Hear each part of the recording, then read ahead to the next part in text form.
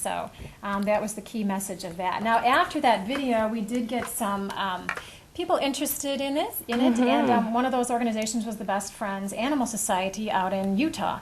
And so they invited us to serve as guest hosts on an online forum, and then they asked us to do a webinar on the subject, because another one of the things that we really try to do, if we succeed at something, we really want to share how we accomplished that with other humane organizations. So we created this video that kind of, was very catchy, and it was actually pretty simple to do, and it was our first try at doing something like that. And so through this webinar and through this online forum, we were able to kind of give other people assistance in trying to create the same thing for their humane organizations. And I understand you also had a forum about wild things, is that correct? We did. Deb, do you want to talk a little bit about that? That was such a wonderful day at the Barrington Library.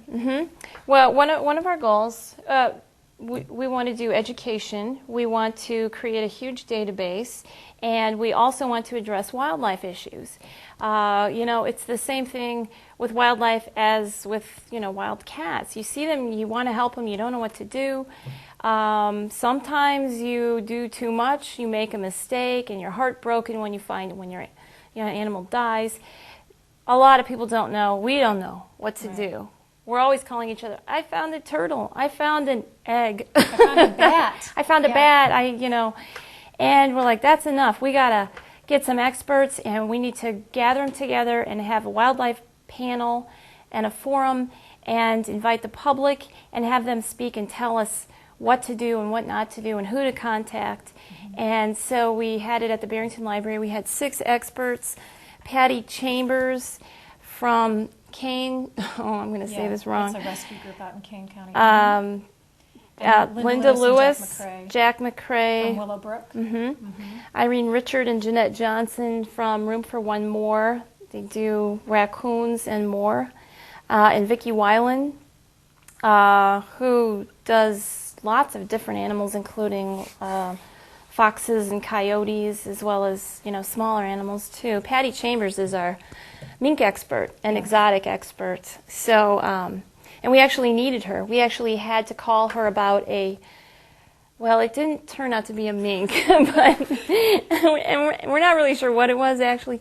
But it was really nice to have her come up because we need a licensed person to deal with wildlife. So anyway, we had these people talking. It was really fascinating.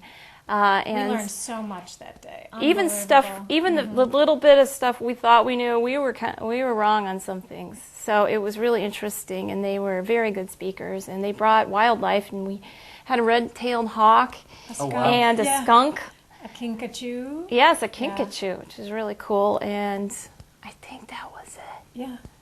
It was very nice. The thing was that you were able to educate the public, which is really what's important. Right. And we will plan on doing that event annually, and the best time to do it is in early spring, right before the babies start to appear, so that people are really prepared, they know what to do, they know who to call. And everyone walked away from that event with a card that we've created. It's a 2-sided card, and it has a list of all the resources for bats, for raccoons, for every type of wildlife. Who do you call?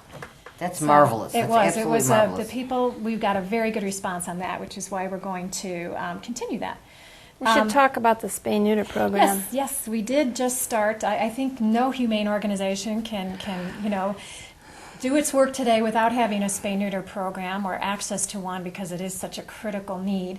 And so we did get funding from a local trust here in our area to start a spay-neuter program. It's the kind of thought behind our spay-neuter program is we really want to make it very, very easy for people to get this done. We find that a little bit of research, there's a few barriers that people really face when they're trying to get their animals spayed and neutered. And what we did is we designed a program to help remove all of those barriers and make it as simple as possible and extremely affordable. It was only $25 for the spay, neuter, and the vaccination. Wow, that's fantastic. The response has been phenomenal. We have not even advertised it yet, and we are at capacity every week, and we couldn't be more thrilled. And we have a doctor that can take as many as we can give him, and he's really good. And not only is he good, he is our nominee for another one of our projects coming up. It's the Hot Mox Calendar for 2009. MOC, another acronym, men of compassion. We find that in this humane industry that's a kind of female-dominated, and we really want to highlight some of the men who are out there doing incredible work, who are very compassionate. So we're going to feature them on a calendar.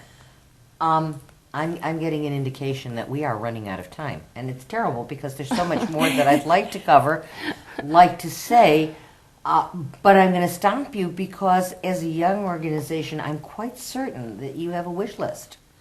And I'd like you to tell people who are watching who would like to get involved, because what you're doing is tremendous. Tell them what you need, what kinds of help you need. Deb, you want to take that? Well, we need volunteers. We are looking for people to help drive animals to and from the vet, which we do every Wednesday and sometimes on other days too.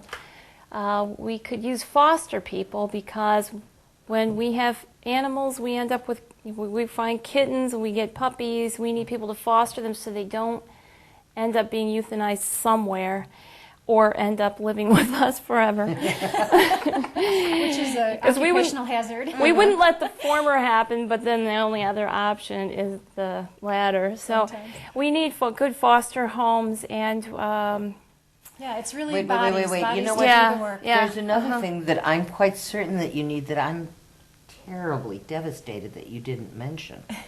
Because there's always, and let's see if I can get this thing. Yes. And I don't know if you can see this. Cashola. Yeah. Dollars help. Yes. They don't have to be big dollars. You don't have to be a millionaire. we'll put them to great use. Yeah. $25 could get some person who can't afford a spay or neuter an animal fixed that's not going to have 5 more kittens and then 25 more kittens. And the Humane Society's latest figure was that if we were to find homes for all of the dogs and cats in the United States, every member of the family, every person would need to own 11 cats and 6 dogs Not in order to surprising. find homes for the animals that need homes right now. We don't need to make more puppies and kittens. We need to deal with the ones that are there. Yeah. So dollars. Absolutely. See, you guys can be quiet, but I have no shame. They can go to our website to donate, yes. Is there a phone number people can reach you at? Yes, it's 847-622-4433. And our website is easy. It's www.ahaworks.org. That's AHAWORKS.org. Thank you both for coming. We are out of time. Okay. Thank And you, we're now- Sherry. Thank you so much for having us. We'll take you to Save a Pet and show you some of the dogs and cats that are available there for adoption.